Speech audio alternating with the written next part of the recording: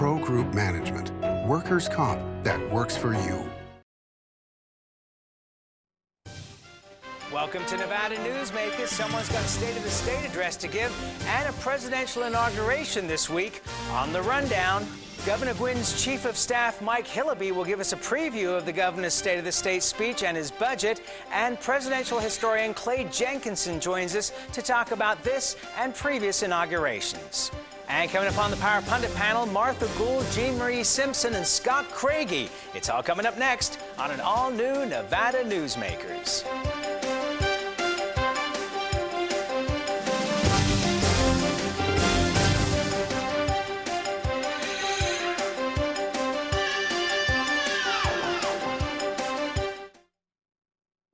This is Nevada Newsmakers.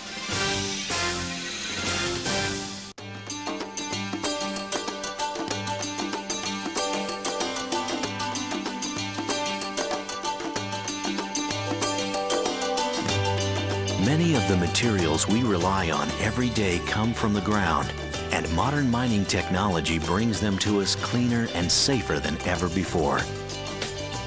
To learn more about America's natural resources, visit nma.org, the National Mining Association. If you own a business and want to maximize your company's potential, join the Retail Association of Nevada. Our membership benefits include the Nevada Retail Network Self-Insured Group, providing workers' compensation coverage that can lower your rates. That savings can go directly to your bottom line. We are an effective pro-business organization that lobbies on behalf of our business members. The Retail Association of Nevada, protecting Nevada businesses for 35 years.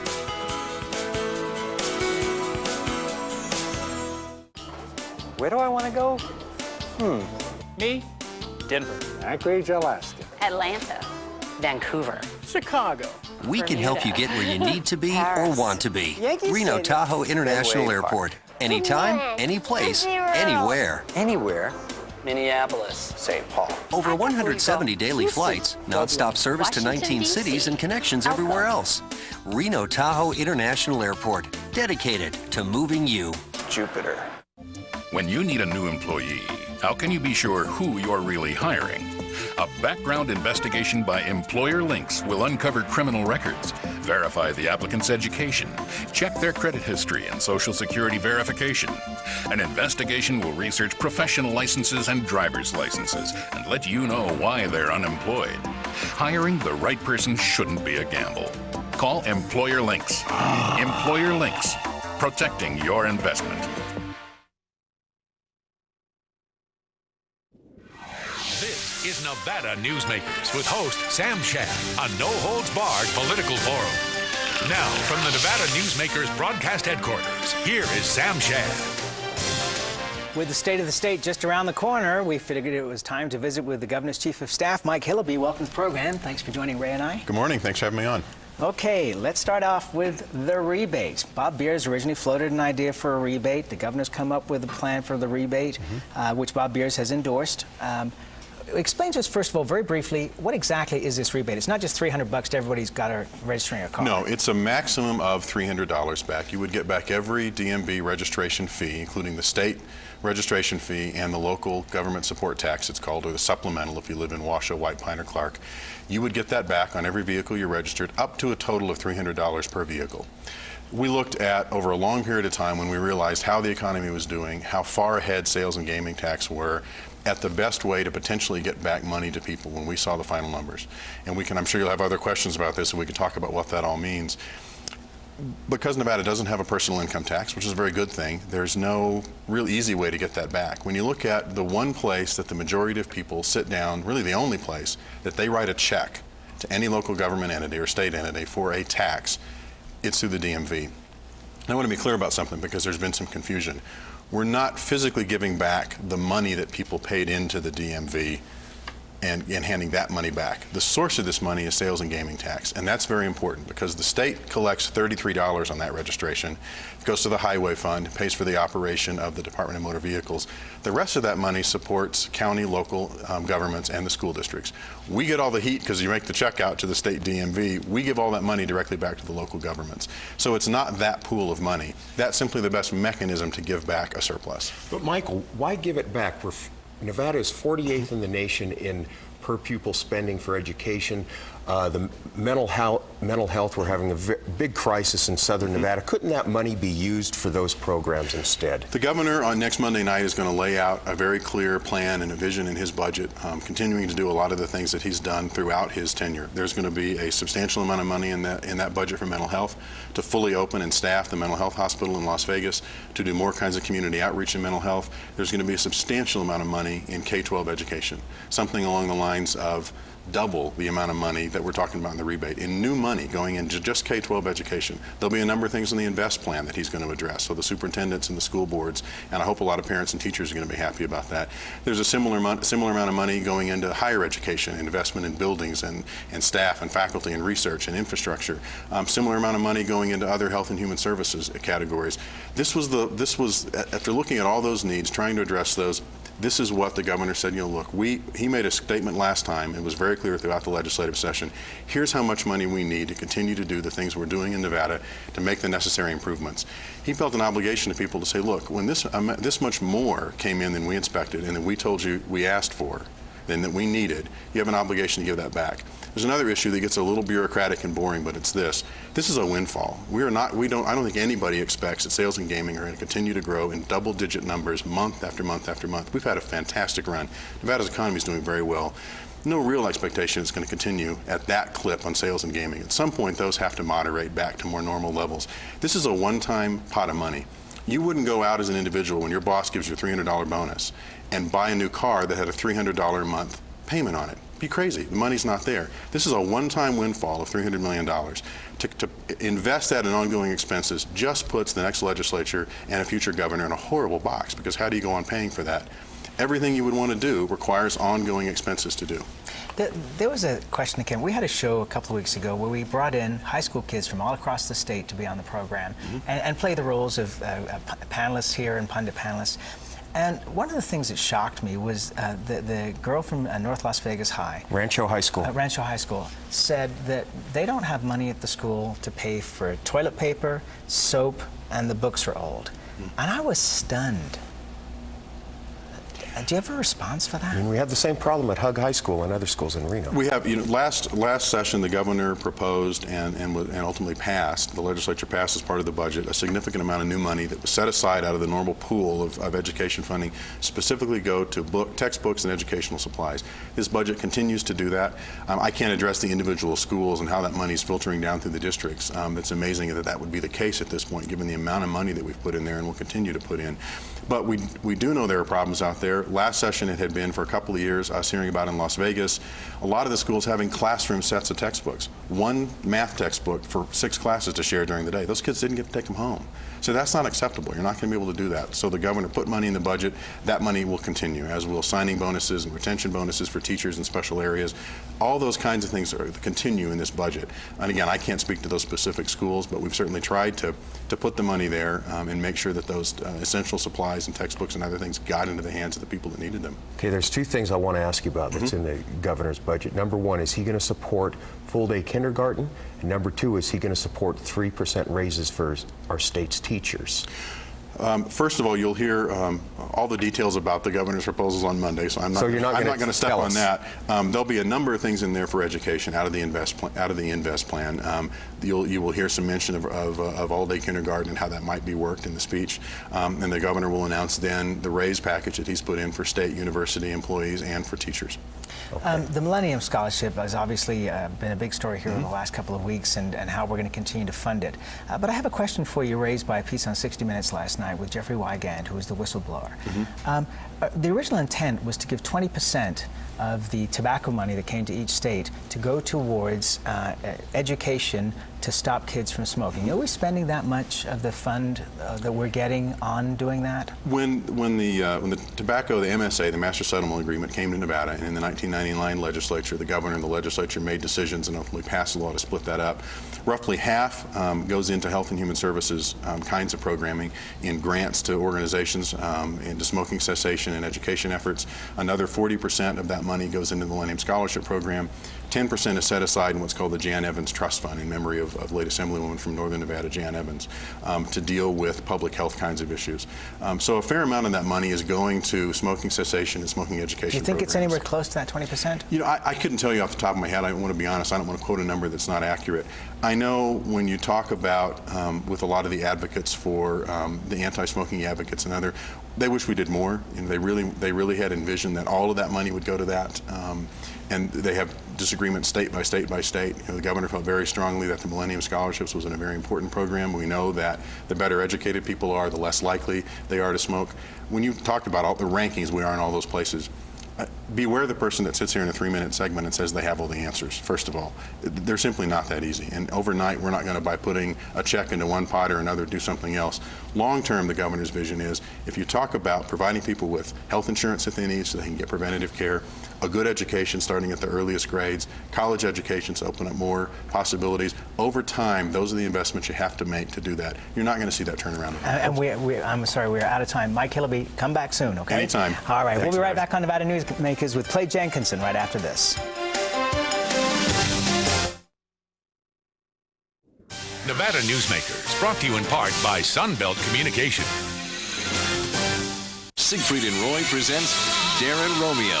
There's magic in his voice, and there's music in his magic. Brilliant young talent like this is very rare. The music of the night. I'm Darren Romeo. Thank you. Unbelievable. Wow. Fantastic. Dinner and show package from $27.95. Call the Eldorado at 786-5700.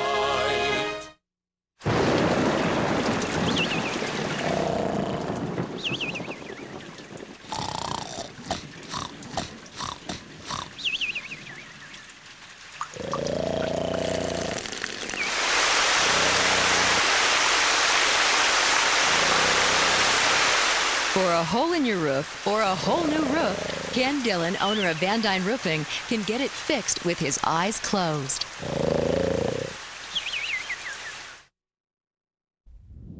And now, back to Nevada Newsmakers with Sam Shad. And we are joined today by Jefferson scholar and presidential historian Clay Jenkinson. Always a pleasure to have you here. It's great to see you. Since your last appearance, another new book, Becoming Jefferson's People. We will talk about that in just a couple of minutes. Just off the press as we speak.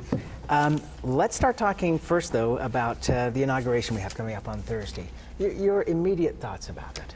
Well, we're going to spend $30 to $40 million on this thing. It's come all from private funds. But think of it this way, Sam. There's been the tsunami in Asia. We have young men and young women on the front today being attacked in Iraq. If this were a republic, there would be an extremely modest inaugural, no balls, no ceremonials, and the theme would be America has a higher purpose than celebrating its own system. You know, I've got to play devil's advocate here with you. You're absolutely right. It's private money. I think that there are two pockets that people have. One, that if they wish to write a check for the tsunami victims, they are more than welcome to do it, and millions of people across the planet have done so already. Wonderful. At the same time, I believe we have to send a message that says life goes on. No, we don't. The message we're sending is that America is arrogant, self-centered, self-celebrating. If we had a modest inaugural in which everyone in the world saw that the American people get it, that there are higher responsibilities than our own parades, this would improve our status in the world enormously. One reason why even our friends don't like us anymore. Hang on a second. You know what? Again, I'm sorry. I've got to disagree with you. Don't you think it's enhancing our reputation in the world that we have spent or sent millions of private donations in addition to hundreds of millions of dollars and probably much more by the time this is all done? I'm not saying we're stingy. I'm not saying that we don't do our part. Our troops are there helping in these ravaged areas. In fact, to the point where the Indonesian government is asking us to leave very soon because they don't want our military hooking up with their rebels, because that might create some kind of credibility for the rebels in Indonesia. Well, there are two types of inaugurals in American history. There's the modest one, and then there's the lavish one. Example of the lavish one, maybe we'll see this week, but the Reagan inauguration, there's the famous photograph of Ronald Reagan dancing with, or Mrs. Reagan dancing with Frank Sinatra. Modest, go back to Thomas Jefferson. And that would have been right after all the Iranian hostages. The chaos in Iran. Right.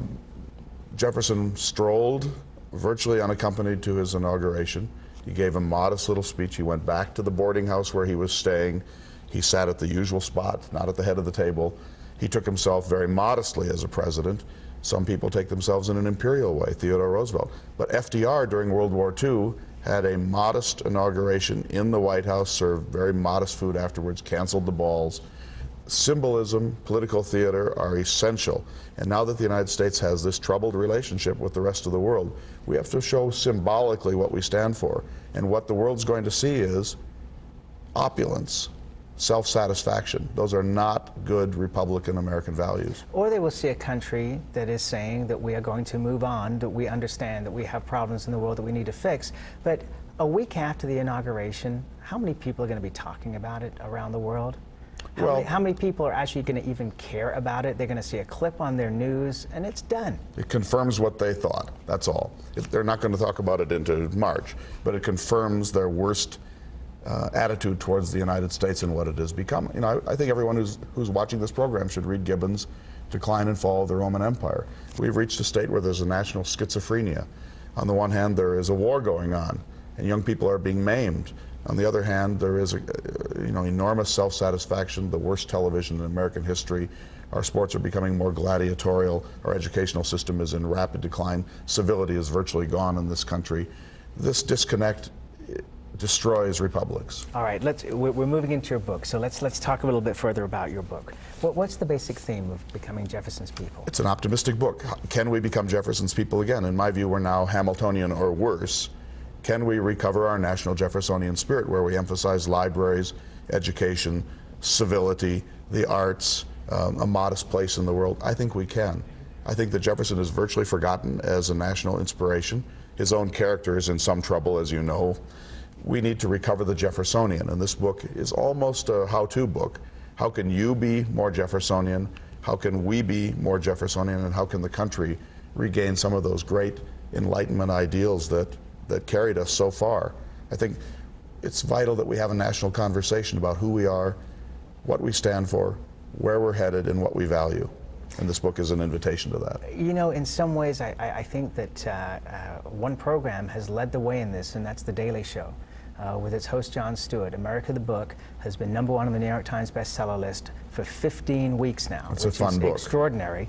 And when he made his appearance on Crossfire and talked about the lack of civility and the lack of discussion, CNN's new boss has just canceled Crossfire. Do you think the dialogue is actually already starting? Maybe. I think things have to get worse before they're going to get better. But I think that was a defining moment where a man who's a quipster and an ironist said, hey, wait a minute, there are some things worth talking about in complete sentences. Not everything is brickbats. Not everything is shouting. I think we need a national conversation about who we are, and I think it's never been more vital than at this moment. It would be a great beginning to the millennium if we stepped back and said, what is America in the 21st century? And can we be something like an Enlightenment country? Frankly, and I'm not a pessimist, I'm an optimist, but I think we are now in rapid national decline in terms of our base values. And you know, I love you, but I have to disagree with you, but it's always a pleasure, to talk to you. Clay Jenkinson, the book is called Becoming Jefferson's People. Is it now available? It'll be in bookstores this weekend. Okay, and if you go to Nevada Newsmakers on KVBC.com or KRNB.com, you can find all the information about how to reach Clay. Thanks for being here. Thanks very much. We'll be right back with the Pundits. Lots to think about after this. This is Nevada Newsmakers.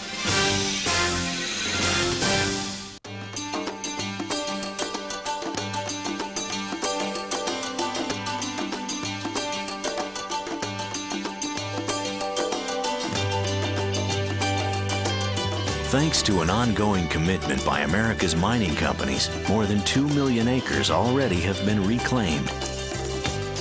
To learn more about reclamation or other aspects of mining, visit nma.org, the National Mining Association. So, who do you use for workers' comp? Pro Group Management. Ah, I've heard some good things about them. Oh, you bet. Employee background checks, safety training, claim seminars. Oh, and here's the great part. If you have an issue, they work for you, not against you. Sounds perfect. And expensive. Well, that's the best part. They saved me 30%. I've heard they've saved others 50%. Works for me. Pro Group Management. Finally, workers' comp that works for you. And now, back to Nevada Newsmakers with Sam Shad. And our pundit panel today, exceptional as always. Scott Craigie is here with Alrus Consulting, Martha Gould, Washoe County Democrat, and Jeanmarie Simpson, also a Democrat. Welcome to both of you. I wanted to start out, Scott, with my surprise at Mike Hillerby giving out so much information about the governor's upcoming State of the State speech. Well, it is a little unusual, and frankly, to go out and as much as they've done of this in the main media surprises me a little bit too. Having worked on 3 State of the State addresses for Bob Miller. At the same time, coming on this show, I think has some logic to it. You need to give yourself some credit. One of the first things you do anytime that you're going to go forward with a major initiative is you want to talk to the opinion leaders of the state. And frankly, your show is an opportunity for them to showcase the thought patterns and the general constructs of this new State of the State address. And frankly, I think that part was a smart move. It's amazing. They have apparently put together a very meaty State of the State address. And he talked about what that agenda is in the areas of education, and some areas showed a lot. I think it shows it probably could be one of his strongest State of the State addresses yet. Martha? Well, I'm sort of glad Mike did what he did, and I agree with Scott. I do have some concerns again about this giving back through the DMV fees. You know, we have money right now, we have a surplus, but there's going to be a drought down the road. And the thing that worries me when we begin to make long-term decisions in terms of how we're going to use this money, this big pot of money, we don't know what the impact is going to be on the state in terms of what the federal government is going to do with cutbacks in social programs, how they're going to pay for this change in Social Security if it ever comes about, the money that they're going to continue to need in Iraq. The big problem, in my mind, is not so much Social Security, but Medicare and Medicaid. And already we're facing problems with Medicaid in the state, and other governors are saying the same thing. So if we have a pot of money, being a good old New England lady, I would put it aside for the rainy day that's going to come. But Jeanmarie, the governor, is already saying that he wants to put in as much as $175 million into the rainy day fund. I believe $50 million has already gone into it. The game is called politics. Isn't it politically correct to have this surplus, which was way more than was anticipated from the amount that we asked for in the last session, to be able to find some way to rebate this back, and then down the road, if we need to have an increase, try rebating it back with the good services. Martha, hang on a second. But don't we have $400 million of deferred maintenance on the schools? I mean, that's even if we put all of that toward it, we'd still be $100 million short there. And that's, you know, and they, with all due respect, Mr. Hillerby didn't speak directly to that. You know, when you were talking earlier, he just said, well, there's a lot of money going into this school, the education system. But, I mean, you know, if we have $300 million and we're 47th in education, it seems like a magnificent opportunity to throw all that Scott, into what's the political reality here? Well, you know what's really interesting? You know, what the governor is kind of doing here is he's calling on both sides, and on some level he's calling their bluff. You know, the really interesting thing is that the RJ, for example, the Las Vegas Review-Journal, has been calling for people to give the money back forever. So they didn't want to take it in the first place. So he give some of the money that came from the big tax increase of the last round. Now, what the governor's doing here is he's not reducing those tax rates so that it's a forever reduction, but he says, okay, we're going to give some money back, and now everyone's going, whoa, now wait a minute.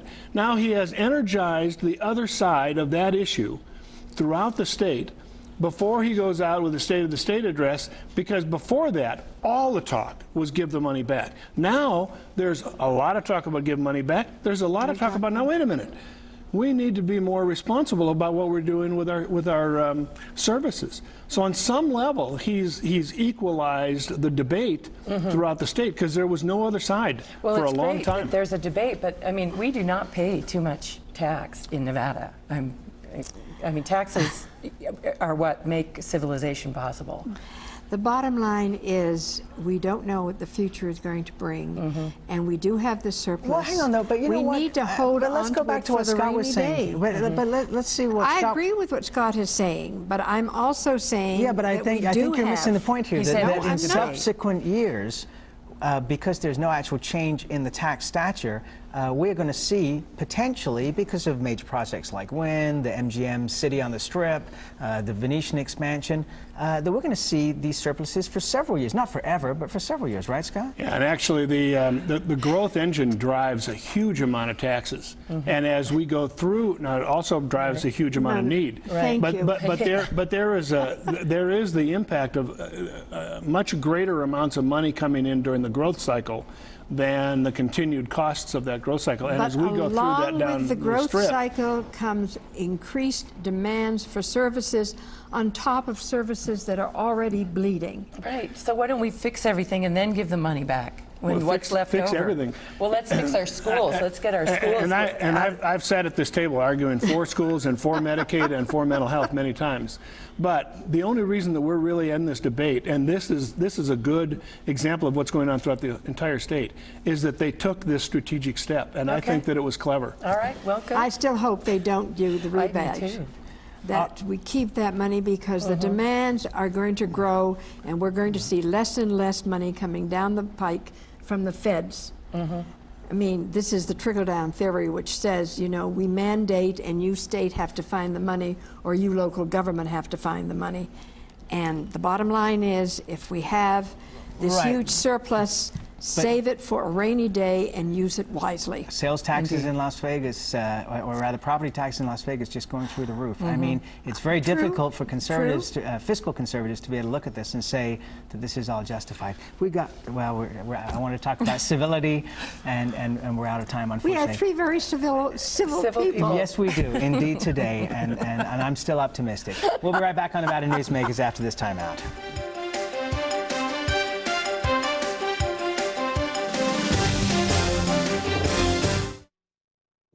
This is Nevada Newsmakers. Where do I want to go? Me? Denver. Anchorage, Alaska. Atlanta. Vancouver. Chicago. We can help you get where you need to be or want to be. Reno Tahoe International Airport. Anytime, any place, anywhere. Anywhere? Minneapolis, St. Paul. Over 170 daily flights, non-stop service to 19 cities and connections everywhere else. Reno Tahoe International Airport, dedicated to moving you. Jupiter. When you need a new employee, how can you be sure who you're really hiring? A background investigation by Employer Links will uncover criminal records, verify the applicant's education, check their credit history and Social Security verification. An investigation will research professional licenses and driver's licenses and let you know why they're unemployed. Hiring the right person shouldn't be a gamble. Call Employer Links. Employer Links, protecting your investment. And coming up on tomorrow's show, Bernie Anderson will be here. He heads up Assembly Judiciary, a discussion of the Hispanic vote. And of course, we love to get your emails on newsmakers@krnb.com and newsmakers@kvbc.com. We'll see you tomorrow.